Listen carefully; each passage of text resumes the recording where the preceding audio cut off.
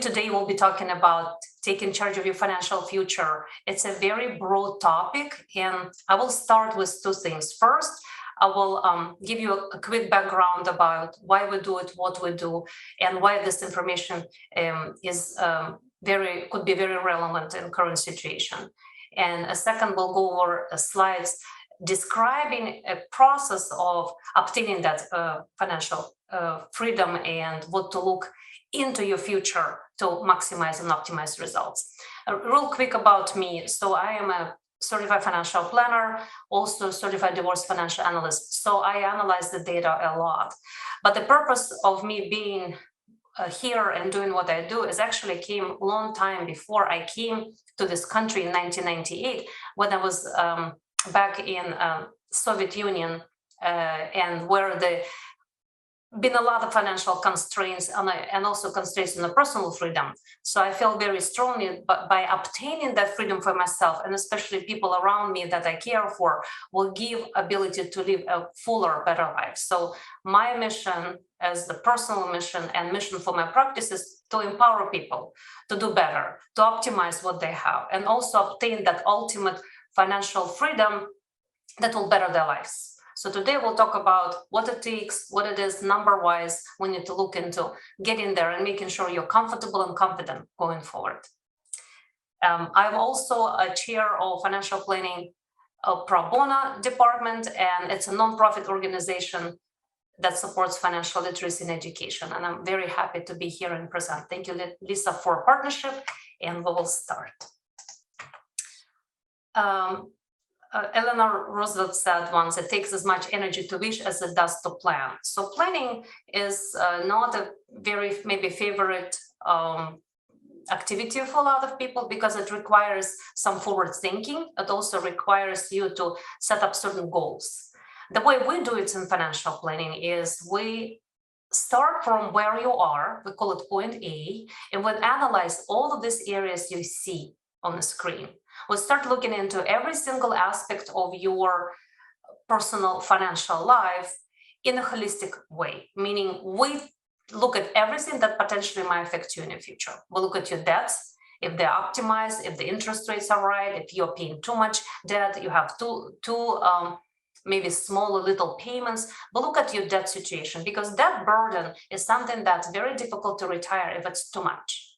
Inflation, how it affects you currently. We know the current inflation rates are over 5%. It's the highest inflation rate we've seen in the last 10 years. So how inflation will affect your total assets? Are they protected from inflation? Are they too much in cash? How it may potentially erode the purchasing power of what you have in the future. Today, it's a very critical topic to talk because inflation runs high. Potentially, some people saying it will be going even higher. You've probably seen a lot of inflation already in the cost of goods, services, food. Let's talk about longevity. Longevity is a good factor in general. In financial industry, longevity is considered a risk factor because when we plan, we need to make sure that we plan enough and beyond your longevity to make sure you're always left with some money to the end of the road. So longevity, I'll show you some slides, some statistics about it. It's a very interesting topic because longevity has changed dramatically, and I'll show you why and how. Target. The target date for retirement, target date to achieve certain dollar amount, target to reach certain position or career goals. So we're setting up a target financially to see where we are now and where we want to be based on our target dates. Home equity, how much you have in the ground, how much you have in real estate. Is that a good investment? Is it a personal residence? How it relates to your debt? We'll discuss that as well. Market volatility, investment. What's your risk level? What's your risk score, we call it? When I go through that with my clients, I always look at their risk in the portfolio and how it's related to how much risk they really need to take in order to reach their goals. Are they taking too much risk, too little risk? Are they too much in cash? Are they too much in one single stock? That plays a big role into your overall financial situation. It's not a major maybe driver, but it's one of the biggest drivers. Income, what sources of income you have, what tax taxation of this income is the income projected to grow? Is the income projected to stay at the same level? And the gap. What's the gap between your income needs, your current expenses, and the future income? That will be your retirement planning, but try to close the gap, making sure when you retire, you have enough income, you don't have to go back to work. Legacy planning. It's your estate plan, trust, will, healthcare directives. All of that will come into place to summarize all of what you've done, how successfully you've been, and how now you can summarize it in one document, leaving some legacy to others that come after you. And advice. What financial professionals you use to put it all together? You're doing it yourself? Great. Is there any areas to improve? Is there any potential advice you can benefit from? Let's talk about risk. We're talking about longevity risks. You can see here that there is 3 lines, and each line outline a different gender. So blue is male, pink is female, and the purple is at least one spouse. Means there is a 75% probability chance that both spouses will live, one of the spouses will live to the age of 86. There is a 50% chance that man will live to 85 and woman to 88. And there is a 25% chance that one of us in the family will live to 96.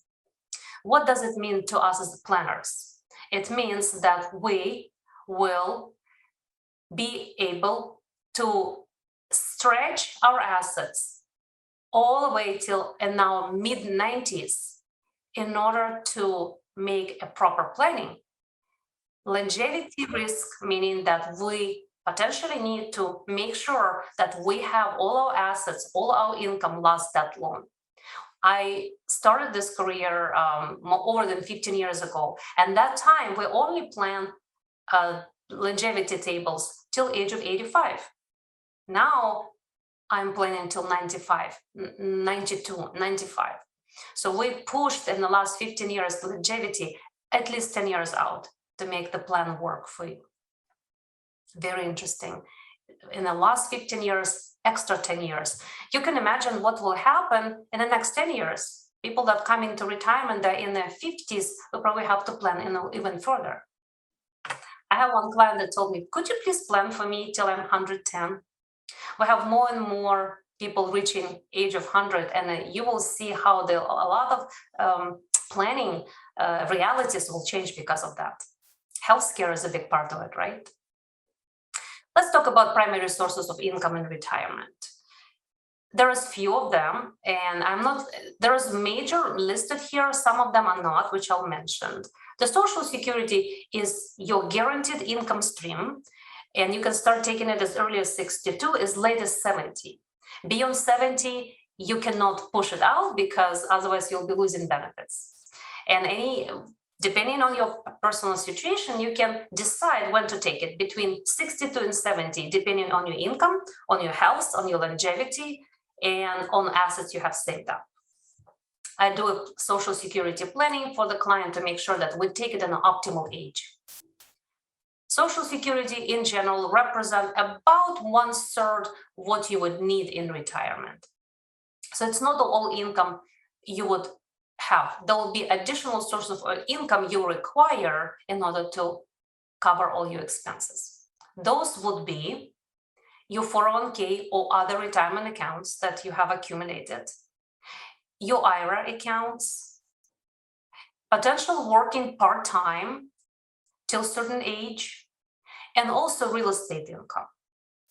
All of this create additional sources of income that will cover remaining 50 to 60% of your income needs in retirement. Let me give you some numbers. If you are a couple in their 60s and you are preparing for retirement, and you're staying in Bay Area, you probably need to have about $60,000 to $80,000 worth of income to be comfortable. Maybe 100,000. I see it more and more these days. People want to plan for a higher number. They want to travel. They want to give to children. They want to do other things. So let's talk about it. Let's say it's a family of 2 and they're similar age, and wife worked part-time raising family, and the husband is a major breadwinner. He will have about Social Security benefits, maybe $36,000, $37,000 a year.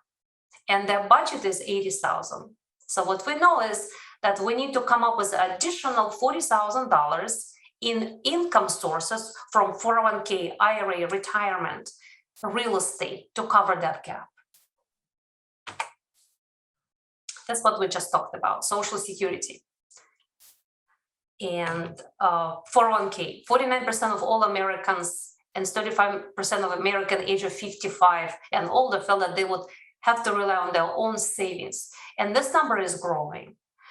The Social Security does not represent a big income portion, so we need to rely more and more on our own sources of income, especially that pension benefits from our companies are either reduced or they don't exist. So 401k, IRA savings become a major source of your income in retirement. That's why it's very important to know where you are in your 401k goals. Are you reaching them? Are you on track? Are you investing the way you're supposed to based on what you have? IRA investments, it's very similar to 401k. It's basically your savings pre-tax. So anything that goes into your 401k and IRA is saved up on a pre-tax level. And when you start taking money out, which could be any time after age 59 and a half without penalty, that will be fully taxable. Every dollar you take out of IRA and 401k is taxable. So when you say, I have $1 million in retirement assets, please remember that when you start taking distributions out, not entire $1 million will end up in your pocket. You probably will need to share with IRS at least 20% of that. So when you plan for retirement, remember that into your pocket, it's going to be not $1 million. It's going to be probably $750,000, $800,000. 34% of Americans and 29% of Americans age 55 and older feel they will have to work part-time in retirement. Not ideal situation. I usually plan the way that it is an option if you like to do what you like to do, but it's not a requirement. And the reason for that is because I want to create a plan where if something happened, let's say you're not able to work, that you don't have to scramble to get things working for you. So having extra cushion, planning the way that you don't have to work. You may work if you like, but it's not a requirement for you to be sustainable in the future.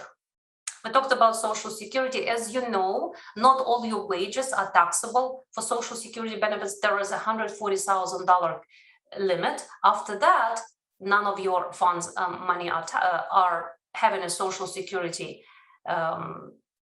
benefits that taken out and set aside on your behalf. So people who are making over $300,000, $400,000, Social Security allocation is very minor compared to their current income. That's why the benefits are usually capped at a certain dollar amount. Today is about $42,000 a year. It's the max that I've seen so far in Social Security benefits anybody can collect. And again, as we talked before, it is only half or 1/3 of what you usually would need in retirement. Transitioning to retirement is a complex process. At first, we're talking about accumulation of assets in many ways. We're saving money in brokerage accounts, we're investing in stocks, maybe we have a company stock, we're putting money in our 401k, we're saving for college for children. Usually it runs from age of 25 till age, in general, 60. By 60, you should be already pretty set in all your savings, which means if you're planning to retire at 65, you need to start looking into your numbers if you're on track at least around age of 50, maybe sooner. The sooner you start looking into that, the better outcome would be, because you would know how much you need, what your goals, and if you're short or you're on track, so you can make adjustments. A lot of times I see people looking at those numbers 5 to 10 years before they start thinking about retirement. So they're on autopilot. They raise family, they go to work, they don't think about it as much. They're putting some money away, but they don't have actual plan. Having a retirement plan help you to set up those major milestones in your life where you can see that you are doing what you're supposed to do, you're optimizing every single area of your finances, and you're moving forward to what you want to do. A lot of younger clients I have, then their 30s, early 40s, they tell me, I don't want to work beyond 55. Can you show me, is it possible? I know my longevity is still 92. I know I cannot spend 40 years in retirement just doing nothing. I probably will work part-time. I will contract the engineers. They can work remotely. But can you show me how much really baseline I need in order to semi-retire and do what I love doing? So that's another exercise we can do. Let's imagine we've done that homework, you know what you have, you know you will be safely retiring at 65. What's next? Asset distribution. Asset distribution stage is very different from asset accumulation. You have very different goal. Goal number one, making sure your money lasts a lifetime. Goal number two, preservation. How much do I risk in the market and how much do I preserve? Goal number three, income sources. I didn't need income when I was working. Now I need more dividend-paying stocks and municipal bonds to keep up with the inflation and give me a good source of income. Also, I still need to grow my assets. Why? Because my longevity is 40 years after I retired. I need to grow part of my money to continue maintaining my lifestyle. So now your entire allocation to what you've been exposed to in your assets changing. There's a lot of different changing goals. You need income, you need preservation, you need growth, you need all of that all together. And that would be a good time to sit down by yourself or with your financial professional to go over all your buckets, real estate, personal residence, maybe relocation is necessary, maybe something else you need to be looking into. What about 401k distributions, required minimum distributions that will come later on in life? Let's talk about accumulation versus distribution. You can see here the first part in blue, it's your accumulation of all your assets. And the yellow is distribution. Our goal is to actually not to reduce your assets, but probably maintain them if possible. So the yellow line ideally would stay flat or get down very, very slowly. And in this transition time, you can see highlighted in the orange square is the most critical time and carries the greatest risk in a transition from accumulation to distribution. I'll explain why. We give an example, two people retiring one at the same time, but one client experienced a great 10 years after he retires. That was from 2010 to 2021. The market continued to do well. So he's able to take some money from the portfolios of IRA, distribute it to himself, live on that income, and his portfolio value still grew. The other person retired and he experienced what we experienced in 2008. His portfolio went down 30%. And he needs to take the money out to live on. So that portfolio was going down in value. So his story will be very different. He might end up with by far less money and potentially might outlive his assets because of the retirement date was in that difficult times. So when you're retiring, you need to be very careful deciding how much safety net you need. Should 2008 happen year after you retired, you are okay and you're not depleting your stock portion that is down, you're using some other sources of income while you let the stock market recover in your accounts. That's important. That's usually 5 years, 3 years before retirement and about 5 years after retirement. This is the critical time when we need to be very careful. The way we look at things, the way we invest, the way we allocate our assets. Distribution strategies and impact of withdrawals. Basically, this chart depicts that depending where the market is, depending how much you're drawing from your portfolio, you can see that potentially you can either outlive your assets or they may come short to you.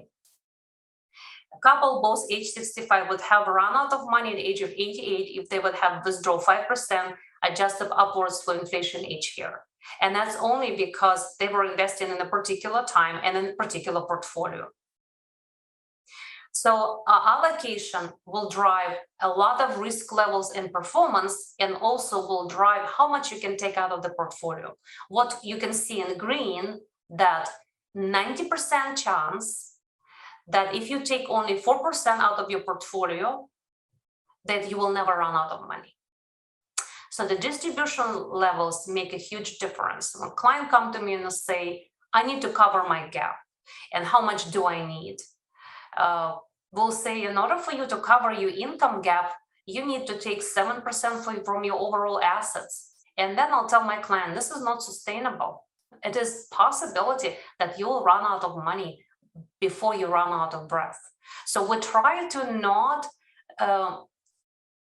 distribute more than what we earn. And if the market earning less than what you're taking out, your portfolio value will go down. So that's something we look very critically. Key challenges.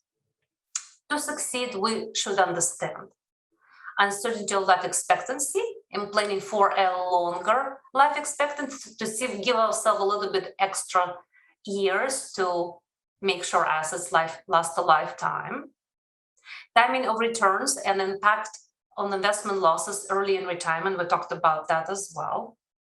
Effect of rising cost of living and inflation. We always make sure we plan for that.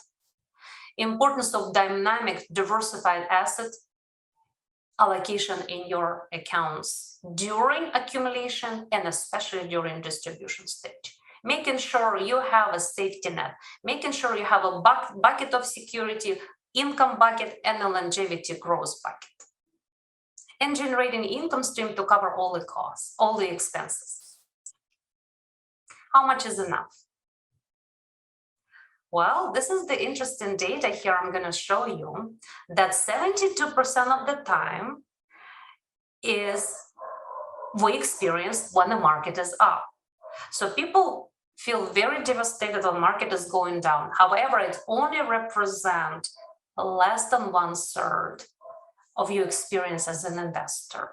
But because we have something called aversion to losses, the euphoria or joy of gain is by far less important to us than the pain of loss.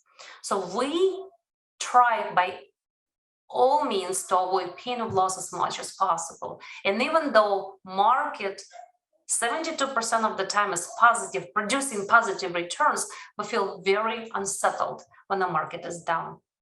So it's very understandable. It's a human nature. It's been studied in behavioral finance very deeply. My take on this is break down your financial assets into 3 buckets. This will allow you to have ability to decouple yourself emotionally from the markets and understand that you have a safety net. Bucket number 1 is your security preservation. You have an income bucket, and then you have a growth bucket. The growth bucket is that portion you're living in the market long enough for it to do what it's supposed to do and bring you that 7, 8, 10% return a year. Hey, Larysa, there's a question. Sorry to interrupt. There's a question about the data. The viewer notes that it's from 2009. Yeah, but right. Actually, the numbers have not changed. Even though we are looking into another decade of investing, the amount of time that stock market spends in a downturn is still about 30%. That hasn't changed. And if we're going back, I'm sure everybody, been through 2000, March and April, and this is called in our language, black swan event, meaning we didn't plan for it. It was not a normal recession where we had overcapacity and then, we went into recession. It was driven by a pandemic, which is a very unusual event. The last pandemic like this we had in the beginning of the century. So I think it's 1890 something when we had a huge pandemic, but even not the size. I think it was US driven, not the global. This is a global pandemic. So you see how market dropped, but if you watch the market, it dropped very severely, 34% in 1 month, from beginning of March to end of March. And it took it about 6 to 8 months to recover. By end of 2020, since mid-April of 2020, which is only 6 weeks after everything started, we started to go up higher and higher and higher. So market spends more time on the upside than the downside, and the numbers are about the same. Did it answer the question? And please don't hesitate to raise the hand as our other participant did, or just put it in the chat, because I'm happy to stop and pause and answer your question that you have. And it's totally fine. I'm seeing the chat and I can answer as we go. Over the last 20 years, the market has returned on average of about 9%. I could say probably even higher, given the last year and a half performance of the market. Investor behavior, how does it affect you and what you need to watch for? So if you put money just in S&P 500 total stock market, you will see that in the next 20 years on average is the key word, you probably will make between 8 and 9%, depending on the expense of investing, right? If you're working with advisor, if you're utilizing expensive or non-expensive mutual funds, but I would say probably between 8 to 10%. However, it's not never going to be 10% a year. You will see plus 15, minus 3, plus 20, minus 5, minus 17, plus 32. So you will never see 10%. You actually probably will see 10% only 2 times out of the 10 years you're watching your portfolio. So 10% number is actually an average number. You will rarely see 10% performance of your portfolio end of the year. Statistics says that average investor only producing 4.5%, half of what the market is giving. And you wonder why is such a gap between what actually market can give you and what average investor is getting? And the answer is sits in the behavioral finance. Because, and it's not something that a lot of people maybe even realize or can control. It comes naturally to us. It comes from deep down when we were in the caves. It's a run for safety or protect ourselves. So when the market starts to go down, our first reaction is to get out. Why do I want to be here? It's so dangerous, so bad, it hurts so much. So a lot of investors sell out of the market, even professionals sometimes, when the market starts to go down. And then they wait long enough till we have a good news to go back into the market, missing an upside. Because of that, the average return suffers. What professionals do or institutions do, and that's the difference between institutions, professionals, and the average investor. And I hope you are not an average investor who is listening, because you're taking steps to learn how to do it differently. They usually do opposite. The market starts to go down, they start looking for bargains. Example is, let's say you need to buy a car and you're shopping for the car, you're not finding a good deal, not the right car, and out of sudden, Christmas is here and they put out, the car dealer that you've been looking at putting out a sale sign saying everything is down in price for the next weekend, 25%. Your reaction, you want to go check it out, right? You know, this car that you wanted cost $40,000. Now you know this car is going to be out there on the lot for $32,000. It's a deal. It's the same car, same, driving capabilities. You know, it's cheaper. Somehow in the stock market, people don't feel that way.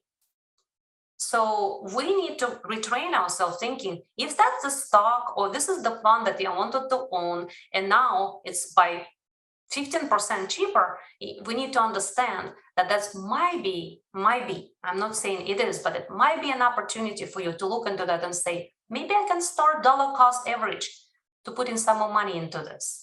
I don't run away. I have the reserves. I have safety net. This is my extra funds. I want to invest. I want to buy something at the bargain price. So Warren Buffett said that when somebody is greedy, I'm fearful, which means when there is an animal spirit everybody wants to buy, everybody has a euphoria of buying, which is right now, a lot of time, it feels that way. I am fearful. And when everybody is fearful, I'm greedy. So we need to learn that it's not intuitive to us, and you need to train ourselves to do so. We also need to prepare ourselves for opportunities. We need to have that resources, maybe some extra savings, maybe some money you have in bonds that you don't need as much can be reallocated, can be bought into something less expensive, good high quality stocks. Let's talk about asset allocation. What asset allocation means is basically, I explain to my clients, is very simple. It's what you physically own in your portfolio. It's like your portfolio is like a meal you're making. Your portfolio is like a very tasty stew you're making, and it has all the ingredients in it. It has tomato, potatoes, spices, and everything else. So the quality of the ingredients will determine the taste, right? And determine nutritional value of your stew, of your portfolio, but also how much of each you're putting. If you put too much salt or too much pepper, it's not going to be palatable. If you put a Tesla stock that represents 30% of your portfolio and Tesla goes down, it's going to be sour for you. So we need to allocate proportionally. And there is no science behind it. It's an art. The investing is not just math and calculations and assumptions and predictions. It's also some part of a bit of art, and asset allocation, that piece of art that comes in it. How much of each ingredient I want to put in to create portfolio that palatable to me risk-wise, produce enough dividends and income that I need or I don't need, and also growing in a way I need to reach my goals. So Peter Lynch, the founder of Mary Lynch, said that 90% of asset allocation, 90% of stock performance in the portfolio driven by asset allocation. How much you put in technology, how much you put in staples like CVS Pharmacy, how much you put in value stocks, international stocks, US stocks, large, growth, small, all of that, that's called asset allocation. So asset allocation drives performance results. So we need to pay extreme attention to that. And to drive the point home, you can see all of these different colors are different asset classes. If we go and we see dark yellow, large growth stocks, and you can trace them in which years of this they had good performance. The best performers on the top, the worst on the bottom. And you can see half of the time they stand around being best performing, but half of the time worse. So that's why we need an asset allocation. We need to capture somewhere in the middle performance with all the asset classes. If we allocate too much in large growth or too much in large value, we will not be able to capture that whatever is going in the middle toward the higher end of it. So it's very important. And it's also important to understand that each asset class has its own risk levels and risk matrix. For instance, foreign stocks, international stocks, emerging market Chinese stocks carry certain risk level versus US stocks completely different. So when we put money in the portfolio, we need to be having a full understanding how it works, what's my upside, what's my downside. I spend a lot of time talking to my clients. What if something bad happened? I have a system that runs those probabilities. If something bad happened, we have a bad market year, we have a huge inflation, how your portfolio is going to be affected, how much upside and downside we should expect in those cases. Let's talk about retirement fees, allocation, and considerations. So on the right side, you can see it's your needs. You need to cover with all you needs with the guaranteed income stream. Ideally, right? So whatever you need to cover something that's there for you no matter what. Needs would be your obligations, your liability payments, your mortgage payments, your property tax, your food expenses, maybe college expenses. So everything on the right side is your needs. And your needs are covered by guaranteed income stream. Social security, potentially pension benefits if you're a government worker, guaranteed income stream from other sources. Maybe it's a real estate that's being paid off and you're just collecting it. Maybe it's an annuity business, anything. Maybe there is a guaranteed income stream from guaranteed annuity. So all of that should cover all your needs. And on the left side, your wants. 401k, IRA, brokerage account, distributions, all of your investments that would you need to allocate properly in order to meet your wants. And the wants would be vacation, gifting, some extra expenses for large purchases. All of that will come out of your assets that are invested, and those are your wants. Sometimes people use, you can see here that part of your portfolio can also cover your needs, and that's fine. It just shouldn't be a big part of your needs. Otherwise, the portfolio does not perform or something happens, you're not able to sustain your needs when portfolio is not there anymore. On the right side, all of this is low risk or no risk because Social Security hopefully will be there, and the chance it will be there for us. Maybe not at the same amount, maybe reduced or not inflation adjusted as much, but it's still low risk. On the left side, that will be higher risk asset classes and diversified portfolio that controlled by the way you invest the money.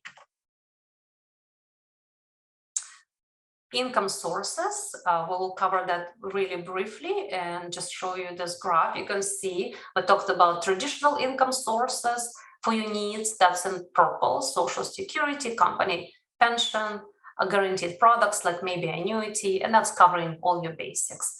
And then your wants could be your travel, entertainment, membership, gifts, anything that you would spend on some wants. And in reality, both of them are important. Basic needs are covering your safety and security, but discretionary expenses giving you lifestyle you want. So you want to have both. Critical things to consider: time horizon, when you want to plan to retire. Estimate how much money you need based on your income needs, longevity, and inflation. Anticipate your cash flow in retirement. We spend a lot of time talking about it, what it's going to look like and how we're going to cover that cash flow. Control your debts, critically important. Luckily, interest rates are low, so the debt burden shouldn't be that bad. Prepare for unexpected. Your healthcare, large purchases, marriage, divorce, death, God forbid. Anything that might happen and might affect you, we'll talk about. Address your cash flow gaps between your guaranteed income and not guaranteed. How much money do we need to draw from the portfolio? And by doing so, are we going to run out of money or we will be okay? Create a sustainable investment strategy, something that you can embrace all the ups and downs of the market and invest comfortably and with confidence.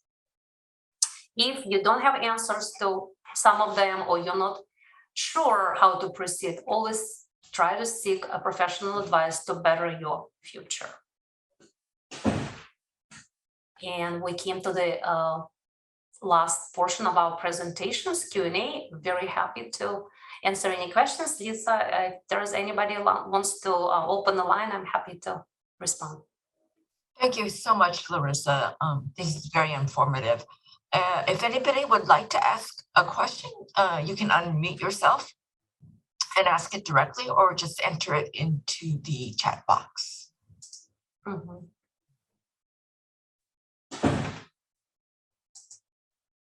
Questions?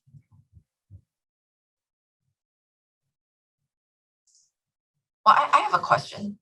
Sure. Do you have any recommendations on how a person can find a financial advisor? Yeah, it's a great question. It depends. It depends on person. A lot of times I've seen people asking for recommendations from friends and families. So for instance, a lot of referrals that I receive from the clients right now come from their friends and families. And that's the easiest way. But a lot of times we ask around, like I'm looking for somebody. It's easier to find an electrician, right? It's a one-time job, you do it and you're done. But financial advisor is a long-term relationship. It's a high involvement and commitment on both sides, advisor and a client. So it has to be a very good fit.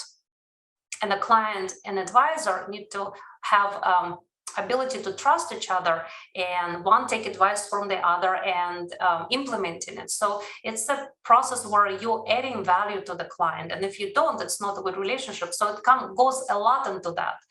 And my recommendation would be definitely checking with Financial Planning Association, CFP board. They have those advisors that are listed as the members, and then go through the interview process. Ask them questions, see how they do business, see if there is a personal fit, see if they're independent, if they are the advisors that don't have a conflict of interest. So I think seeking just outside sources from your family members, also from your other advisors, from your estate attorney, from your CPA, maybe they know those advisors they're comfortable to refer to. And if none of this work, then you can always refer to CFP Board of Standards, because Certified Financial Planner is the highest designation for the planners. It takes a lot of efforts to, get that and maintain it. So that I would consider that to be a good professionals, and then see if they are, how they work. Are they independent, and they work for a brokerage firm, and do a formal interview with a couple of them. Okay, thank you. Thank you. And there's one question came in. Is there an average percentage return that retirement accounts, say 401k, have generated over the last 20 years? A great question. The answer is there is no average return, and I'll explain why. If you're the client who invested in S&P 500 for the last 20 years, then your average return should be 10% at least, right? Which you can calculate based on the value of the portfolio. If you are the one who invested more conservatively, 50% in stocks and 50% in bonds, then your return is not going to be 10%, it's going to be 6%, and it's totally normal, it's understandable. So I think it really depends how you invested. So in order for you to know if you're on track or not, you just need to see how you invest in the money. But on average, if it's just stocks and no bonds, you should be netting at least between 8 and 10% a year for the last 20 years. All right, let's take a look. Somebody asked for the link for the next workshop on November 6th, which is on Proposition 19, and I put that in the chat box. And then Mina asked if I will email the recording of this video. I will email everybody a link to the video recording for this presentation as well as the previous one. I don't know if you can make the PowerPoint file available. That's up to you. Yeah, I think we probably will not, because we need to put a lot of disclosures in it. But the recording will have every single slide. So it's almost like having a PowerPoint. Okay, thank you. Thank you. Are there any other questions? Do you think the stock market is overpriced now? Will you advise people to buy Tesla in current price? The fact that I mentioned Tesla, it doesn't mean that I am for Tesla, but I will answer this question in 2 steps. First is, do I think the stock market is overpriced right now? The answer is, it depends. I do think that the market is not cheap. Definitely. There is very few stocks that currently present a value buy. That's a fact. However, if you making investment decisions on being in the stock market based on valuations, I don't think it's a right approach, and I'll explain why. If you sold the property, let's give an example. You sold the property, you have $1 million to invest, and you're thinking, what should I do? Yes, it definitely makes sense to over time invest this money by trying to buy something that's at a better price. So it might take you 3 months, 4 months till the market goes down and you start buying a bit more, but you start gradually going to the market. If you have money in 401k and you are, 55 years old, and you're deciding that is the market overpriced, should I continue investing or not? The answer is you should stay in the market. Why? Because we just talked about it. People who try to time the market, the average rate of return is very low. Why? Because we have no idea how high this market will go. We have no idea how low this market will go. There's no no evidence, no empirical evidence that you can continuously knowing what the market will do next. We have no idea. And because we have no idea, we cannot consistently get in and out of the market and produce better returns. This activity is not productive, and it's also counterintuitive to what you're supposed to do. So even though, yes, market is overpriced, if you want to buy into the market, you need to be cautious about the prices you're buying and how you're buying what you're buying. That's why we come in place, and I use certain strategies. I use limit buy orders. I buy dollar cost average into the market. But if you already invested, fully invested, and you're trying to decide should I pull out of the market because market is too high, it's not a good idea. And the second question about Tesla. So the Tesla is a very interesting stock. If you believe in Elon Musk, and if you are kind of the person who believes in the future of electric vehicles, which I do believe in it, then you can consider Tesla for your portfolio. But you need to ask yourself two questions. A, are you comfortable buying Tesla that price to earnings is over 100, which means how much price we pay for the dollar of earnings? Give you example, Apple price to earnings is right now, I think if I looked last time, it was about 25, maybe 27, which is not cheap anymore. They used to be 12. 27 for Apple. For Tesla, I don't know, it's over 100. So do you think Tesla is by like 4 times better company than Apple? That's why they're so more expensive. So I don't buy a lot of Teslas because for me, it's a way overpriced stock. And unless you believe that Elon Musk is a god and he is going to continue produce extraordinary results, then yes, you can buy Tesla. But it's a very risky investment. But as long as you understand what you're buying and what you're buying is fine. Let's see. Do you think the stock market? Oh, no, that we already answered. Credit unions offer financial planning services. Do these financial planners get commission or pay from the credit union on the investment from they refer to clients? Franklin, great question. It depends. It depends on the arrangement. Don't hesitate to ask them, how do you get compensated? It's absolutely normal to know, right? It depends. Sometimes they are charging commissions, sometimes they're charging fees. I don't believe that the credit union pay them directly, maybe a base salary they pay them, but usually it's driven by the activity of the advisor. You need to ask them. It really depends. Larysa, there's also a question before that. At the high inflation environment, what is the best investment category? Great question. It's an excellent question. So when inflation runs high, the hard assets usually is the best investment. We used to say gold. Yeah, gold could be as well. Gold is changing its nature because of Bitcoin. Bitcoin comes in now and it's a store of value. And because of that, it competes with gold these days. But usually hard asset, real estate in general is a very good inflation hedge. Stock market is also could be a good inflation hedge if inflation is no more than 5%. Once inflation starts to run at the higher numbers, stock market suffers. And inflation can erode actually some of the stock market performances. So I would say if inflation is muted, it's below 5%, then stock market will do well, and real estate. If inflation is hyper, then real estate usually does well. Also, anything like commodities do well, including gold. That's historical. In the future, we'll see. What is the more conservative to invest, mutual funds or annuities? You can do both, actually. Some mutual funds give you a very nice conservative approach and they do well in the downside, and some annuities can give you protection. So some annuities give you downside protection, they give you some income needs. I don't do a lot of annuity work because it's very expensive, annuities in general, but a certain cases annuity makes sense. So yes, it could be either or. Both options are available. Do you think IUL, which is a universal life policy, is a good option for financial management? VUL, probably VUL you meant, right? Universal life insurance policy. So the universal life insurance policy is a combination of investing in having death benefits plus also investing that money that you pay as a premium into over the stock market. In general, only ultra high net worth people are good candidates for it.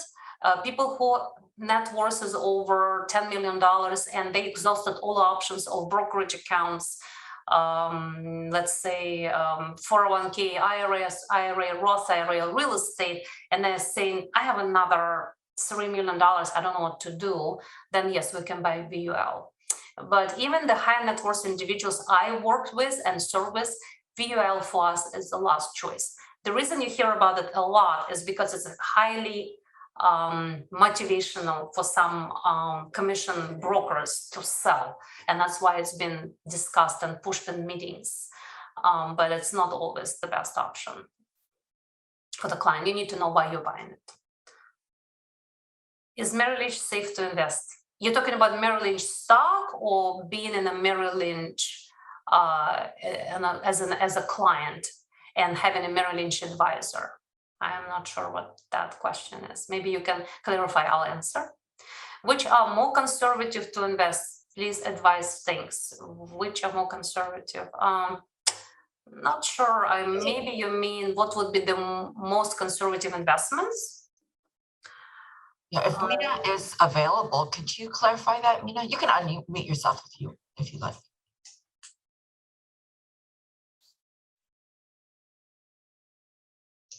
Oh, because my friend told me the Mary Lynch is good, but I heard they are not, protected by the, the federal. So if they bankruptcy, all your investment will be gone, right? So are you thinking about using Merrill Lynch as a brokerage firm? As a brokerage firm, you mean as an advice firm you invest with, right? Yes. A good question is, okay, I'll give you full disclosure. I am biased against any large brokerage firms. And the reason for that is because I came from Citigroup myself. It's a large brokerage firm, very close, very similar to Mary Lynch. We used to be Smith Barney, Morgan Stanley, and Mary Lynch has very similar platform. I am an independent advisor. I like my clients to be the ones I serve, not my employer. So I feel that's the best arrangement between client and an advisor, because I sit on the same side of the table. I don't have any incentives. I work for a client. I have my own practice. And by being independent gives me ability to be fiduciary, which means not only I have to provide advice, I have to provide best advice on the client's circumstances. I think that's the best structure. So I'm not a big fan of those big firms. That's my disclosure. That's my opinion. That's what I carry. And as far as Mary Lynch safe, every brokerage company, broker-dealer associated with FINRA is required to carry SIPC insurance. And you can ask Mary Lynch what type of SIPC insurance and how it works, but it's usually similar to FDIC with certain balances being protected. So if they go into bankruptcy, then you will receive some funds back based on SIPC insurance, which is a federal insurance for broker houses. How much, which are more conservative to invest? We need a clarification on that one. It depends from what options you have, right? The very conservative investments could be having some extra money on, in savings and put some money into bonds. Basically, you need to bucket. You need to bucketize your portfolio, bucketize your assets, your net worth. How much is safety net? How much is midterm income based, and how much is your gross investment? If you're looking for that preservation of principal, there is very few options right now because interest rates are so low. But we can talk about muni bonds. Usually, I say if you pay higher taxes, then California muni bonds is one of the options. But it depends on your personal circumstances, your age, your income needs, all of that. So it needs to be. I need to have more information to kind of give you an idea. How much it takes to become a CFP. I got my CFP in 2008, so it's been a while. You need to need at least bachelor degree. I have a master's in economics, and you need to study and study 4 or 5 areas of financial planning in depth. You need to take classes from accredited institution in risk management, in estate, in taxation, in retirement planning and investment planning. So once you complete the coursework, you can sit for the exam. Exam used to be 2-day exam, try to remember, 5 hours each. So once you pass an exam pass rate was about 50% of people who take exam pass it, and then you become a candidate. And then after you complete several years worth of financial planning work, you can carry designation. They will Certified Financial Board of Standard will assign a designation to you at that time. So it takes a few years for sure, especially if you're not in the industry. It might take you at least 3 years. For coursework, probably 2 years, then educational, experience requirements. If you're doing it at the same time you're studying, you're doing afterwards, it could be any time from 2 to 5 years to get it. Any other questions? I got confused between mutual funds and annuities. Some people say mutual is good. Please advise. They're completely different. It's like saying, is the, how do I say, it's hard to say. Annuities and mutual funds are very different. It's almost like to say, is the horse is better ride than a pony, you know? Like they're in the same field, but it's a totally different ride. A horse is mutual funds, they're fast, they lean, they don't have expenses. Some mutual funds are horrible, but you can find good mutual funds. And annuities like a pony, you know, you have limited abilities, you have limited amount of investment options, you have expenses associated with the annuities. There's no good or bad, they're just serving totally different purpose. If you want to have a good ride and get to the place faster, you probably want to use mutual funds, good mutual funds. If you want to put your kid on the pony and give it experience of investments, you can, you know, do that. It's very different. You can't say which one is better. There is no better. It's just what fits your personal situation more. All right, looks like we covered all the questions here. I want to see if I missed anything, Lisa. Let me. Yeah, I just entered a link to information on how to become a CFP from the FINRA website. Oh, thank you. Perfect. Yes. Yes. Thank you for doing that. Oh, sure. It's a very, I know there's a lot of questions that may not be asked. I know, you know, people are hearing different. What's difficult is you have so much information that coming your way, and you're trying to mix bits and pieces of it. It could be tough, I understand. So that's why this workshops is covering it on a kind of higher level, but at least giving you some information that you can take with you and you can research further. Yes, very good. Yeah, seems like we don't have any more questions, Lisa. Yeah, I think everybody is done with their questions. So thank you so much. Thank you so much, Lisa. Thank you, everybody, for attending. Great questions. I really enjoyed them. My pleasure to be here. Thank you. Thank you. Have a great weekend, everyone. Thanks.